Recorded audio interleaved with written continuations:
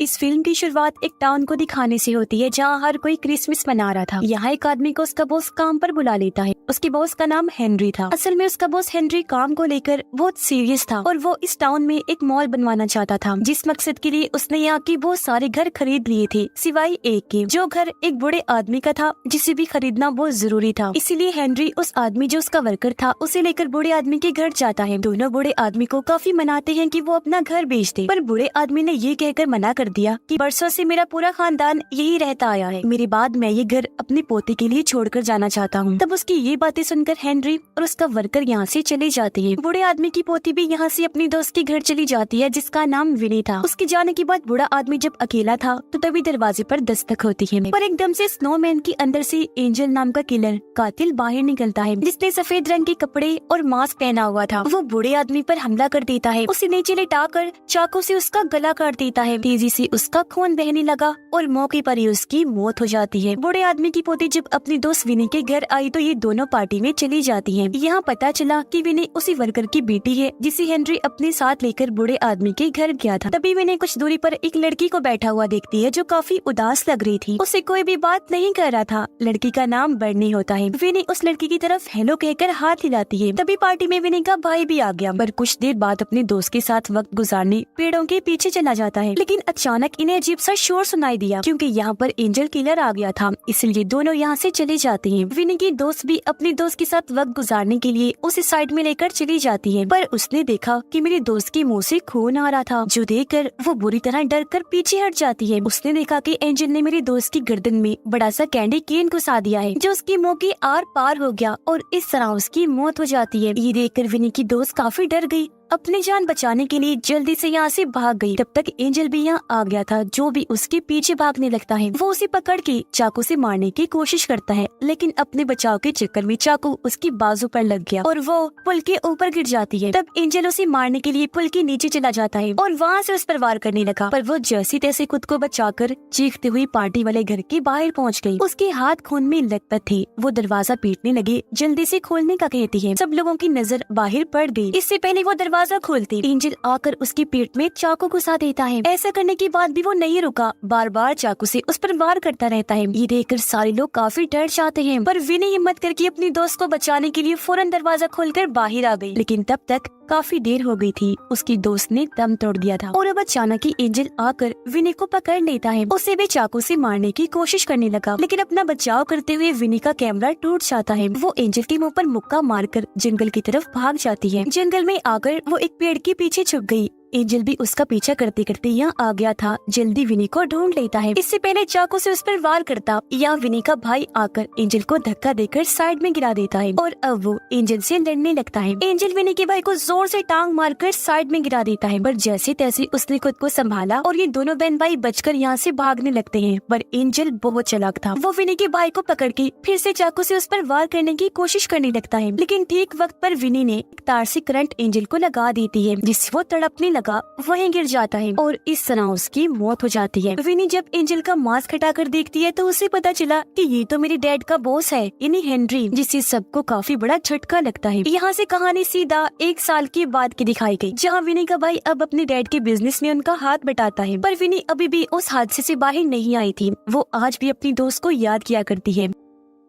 तभी उसके पास मैसेज आया कि जिस यूनिवर्सिटी में उसने दाखिले के लिए फॉर्म भरा था वो रिजेक्ट हो गया है, जिससे विनी की उदासी और बढ़ जाती है। एक दिन जब वो सड़क पर जा रही थी तो उसे हेनरी का भाई मिलता है। वो विनी को पकड़ के उस पर काफी गुस्सा करता है, फिर धमकाने लगा कि तुमने मेरे भाई को मारा था ना, अब देखना मैं उसकी मौत का बदला तुमसे लेकर रहूंगा। कुछ देर के बाद विनी के पास उसके दोस्त का मैसेज आया जो उसे क्रिसमस पार्टी में आने का कहता है, इसलिए वो भी फौरन निकल जाती है। जहाँ उसका दोस्त तो उल्टे सीधे बहाने बनाने लगता है, पर उसकी दोस्त कह देती है कि हम दोनों का ताल्लुक है और ये पिछले 1 साल से चल रहा है, मगर अब मुझे इस बात की खुशी है कि अब सबको पता चल चुका है। ये सुनकर विनी को बहुत बुरा लगा और वो पार्टी छोड़कर चली जाती है। मूड ठीक करने के लिए एक पुल के ऊपर आकर खड़ी हो गई। तभी अचानक वो आसमान में अजीब तरह की चमकती हुई रोशनी को देखती है। काफी हैरान हुई, दुखी थी तो ये भी सोच रही थी कि काश मैं पैदा ही न होती। उसके इतना सोचते ही अचानक वो रोशनी वहाँ से गायब हो गई पूरे टाउन की लाइट भी चली जाती है। अचानक वो एक आदमी को तड़पता हुआ देखती है क्योंकि उसकी आंख में चाकू घुसा हुआ था।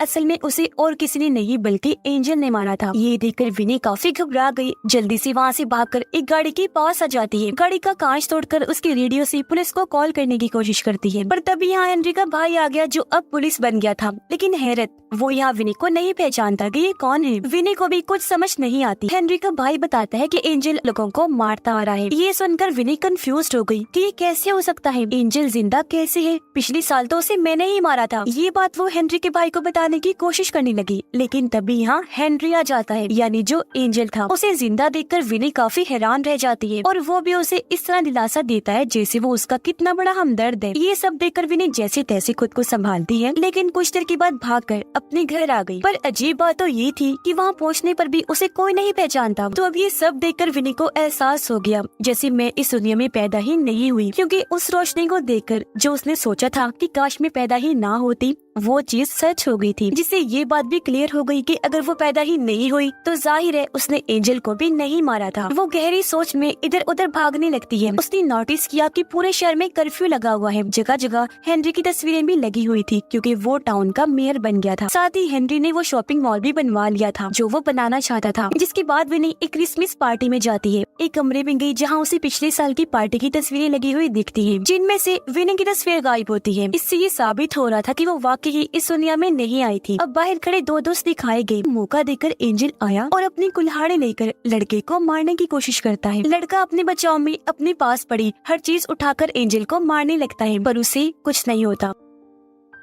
और अब जब लड़का यहाँ से भागने की कोशिश करता है तो उसने देखा कि मेन गेट लॉक्ड है। एंजल ने उसे पकड़ लिया, कुल्हाड़ी से वार कर देता है। तब लड़का भी गमले को एंजल की तरफ फेंक के मारता है और वापिस घर के अंदर पार्टी में जाने की कोशिश करता है, पर दरवाजा लॉक था। साथ ही म्यूजिक भी इतना तेज था कि कोई भी उसकी आवाज नहीं सुन पाता। इसी बीच एंजल उसके पास पहुँच गया, कुल्हाड़ी से वार करके उसकी जान ही ले लेता है। बार बार उसे मारता रहता है जिससे खून चारों तरफ फैल जाता है। कुछ देर के बाद लड़के की दोस्त बाहर आई। अपने दोस्त का कटा हुआ सर बर्फ पर पड़ा हुआ देखकर काफी डर जाती है, चिल्लाने लगी। अब विनी टीवी पर खबरें देखती है जहाँ बताया जा रहा था कि एंजल ने बहुत सारे लोगों को मार दिया है। ये देखकर वो सारे लोगों को कहती है कि इस तरह के परेशानी वाले माहौल में चुपचाप नहीं बैठना चाहिए, बल्कि सबको अपनी अपनी हिफाजत के बारे में सोचना चाहिए। जो कहकर वो बर्नी को अपने साथ लेकर निकल जाती है। ये दोनों अब बर्नी के घर आई जहाँ विनी को पता चलता है कि बर्नी भी मेरी तरह कातिल पर नजर रख रही है। उसे बताती है कि जितने भी बच्चे मारे गए हैं उन सबकी मॉम डैड बिजनेस क्या करती थी। बच्चों की मौत की दुख ने उन सबको बर्बाद कर दिया, जिससे धीरे धीरे हेनरी ही पूरे टाउन का अकेला मालिक बन गया। पर अचानक ही एंजल खिड़की तोड़कर अंदर घुस जाता है। उसे देखकर दोनों लड़कियां जल्दी से बाहर जाने लगी, पर दरवाजे पर एंजल खड़ा था जो उन्हें रोककर विनी को पकड़ लेता है। इससे पहले वो उसके साथ कुछ करता, विनी उसकी बाजू पर काट कर टेबल पर उसे धक्का दे देती है और ये दोनों लड़कियां जल्दी से यहाँ से बाहर भाग जाती है। अब अचानक आसमान में फिर से वही चमकदार रोशनी दिखने लगती है जो पहले भी विनी को नजर आई थी। उसे देखकर बर्नी विनी को बताती है कि यहाँ से इस रोशनी का दिखना कोई मामूली बात नहीं है, जरूर इसके पीछे कोई मैसेज छुपा होगा। जिसके बाद ये दोनों यहाँ से निकलकर मूवी थिएटर में आ जाती हैं। सुबह ये दोनों ढेर सारे नोट्स देखती हैं जिन पर आसमान में चमकने वाली उस रोशनी की कहानियाँ लिखी हुई थी, जिन्हें पढ़ने से दोनों को यकीन हो गया कि विनी के इस दुनिया में आने की वजह ये रोशनी ही है। मगर जल्दी ये रोशनी धुंधली होने वाली है, इसलिए विनी को जल्द से जल्द अपनी दुनिया में वापस लौटना होगा, वरना वो हमेशा के लिए यही अटक कर रह जाएगी। थोड़ा और छानबीन करने पर दोनों लड़कियों को पता चला कि एक बार फिर विनी को हेनरी को मारना होगा, जो करने के बाद ही वो यहाँ से जा सकती है। पर उसके लिए विनी को किसी ऐसे इंसान की मदद चाहिए थी जो उसके बहुत करीब हो, इसलिए ये दोनों विनी के घर चली गयी। पर उसकी डैड विनी को पहचाने से इनकार करके दरवाजे को बंद कर देते हैं। अब बाहर विनी की आंटी आती है, तब उनसे बात करके विनी घर का कोई ऐसा राज बताती है जो सिर्फ उनकी फैमिली को ही पता था, इसलिए वो उसे अंदर ले जाती है। जहाँ आकर उसने देखा कि मेरे डैड मेरे भाई की मौत पर बहुत ज्यादा दुखी है। वो यहाँ अपने डैड को अपने भाई की दोस्त बताती है और उसकी कुछ पुरानी बातें भी अपने डैड को बताने लगी,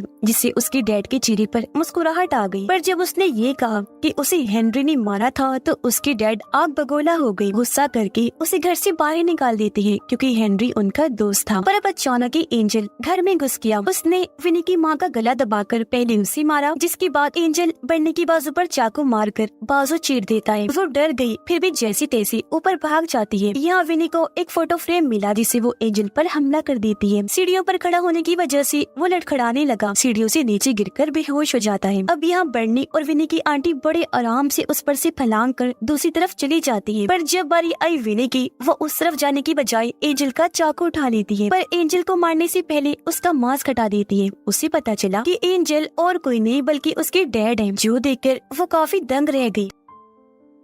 तभी उसके डैड को होश आ गई, इसलिए तीनों जल्दी से यहाँ से भागकर बाहर आ जाती है। एक जगह पर आकर विनी ने बताती है कि डैड की आंखें काफी अजीब लग रही थी, जैसे वो अपने आप में ना होकर किसी और के कंट्रोल में हो। ये सुनकर विनी की आंटी कहती है कि पिछले 1 साल से उसकी यही हालत है, जिससे तीनों को ये बात पता चलती है कि असल में हेनरी ने विनी के डैड के डिप्रेशन का फायदा उठाया है। मतलब हेनरी उनके दिमाग को अपने कंट्रोल में करके उन्हें गलत कामों में इस्तेमाल कर रहा है। विनी ये सोचकर काफी परेशान हो जाती है कि अब मेरे पास डैड को मारने के अलावा और कोई रास्ता नहीं है, इसलिए तीनों मिलकर एक प्लान बनाती हैं। ये थिएटर के बाहर वाले बोर्ड पर विनी के डैड के लिए मैसेज छोड़ती हैं। लिखा था कि हम अंदर हैं, और सीट पर अपनी जगह 3 डॉल्स को बिठा देती हैं ताकि एंजल धोखा खाकर अंदर आए और विनी उसे मार दे, जिसके बाद ये तीनों साइड में छुप गयी। और तभी इन्हें कोई आता हुआ नजर आता है, इसलिए बर्नी आग बुझाने वाली गैस उस पर डालने लगी और विनी अपने बेड से हमला करने ही वाली थी कि तभी इन्हें पता चला कि वो तो असल में विनी के 2 दोस्त हैं। ध्यान भटका, एंजल उसकी आंटी के पेट में चाकू घुसाकर उसे मार देता है। इसी के साथ थिएटर की लाइट्स भी चली गई,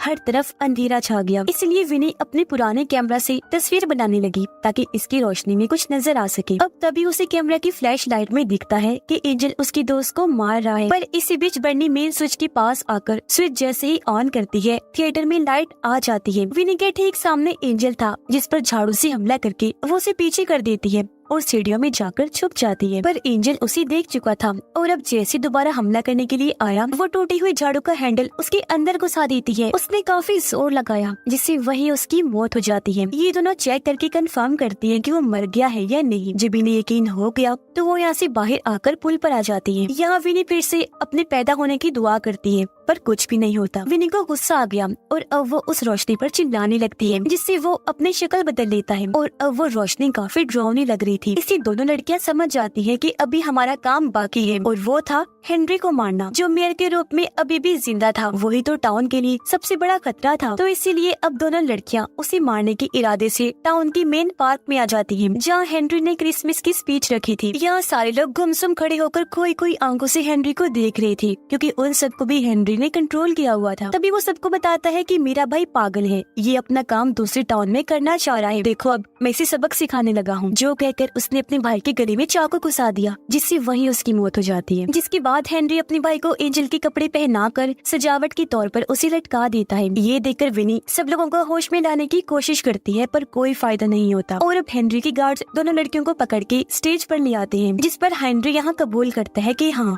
तुम्हारे डैड के डिप्रेशन का फायदा उठाकर मैंने ही उसे इस्तेमाल किया और तुम्हारे भाई को भी मैंने ही मारा था, और तो और बर्नी की मॉम डैड को भी मैंने ही मारा था। जो सुनकर दोनों लड़कियां गुस्से में आ जाती हैं, एक के बाद एक करके उसे मारने लगती हैं। ऐसा होने से टाउन के लोग भी एक एक करके होश में आने लगे। और अब जैसे विनी टांग मारकर हेनरी को नीचे फेंकती है, टाउन की सभी लोग उस पर झपट पड़ी बुरी तरह मारने लगती है। अब यहाँ एक तरफ विनी हेनरी की वाइफ को मारती है, तो बर्नी उसके गार्ड्स को चाकू दिखाकर दूर हटा देती है। पर हेनरी, जिसने खुद को बचा लिया था, वो एक बार फिर लोगों को अपने कंट्रोल में कर लेता है और वापस से स्टेज पर आ गया। लेकिन विनी उसके पेट में चाकू घुसाकर आखिरकार उसकी जान ले ही लेती है। उसकी मरते ही टाउन के लोग फिर से होश में आने लगते हैं और एक बार फिर आसमान में वो रोशनी चमकती लगती है। और अब अगले सीन में हम विनी को नींद से जागता हुआ देखते हैं, यानी वो वापस अपनी दुनिया में आ गई थी, अपनी फैमिली से जाकर मिलती है। मैं आप लोगों के साथ बहुत खुश हूँ। अब किसी की जान को भी एंजल से खतरा नहीं था।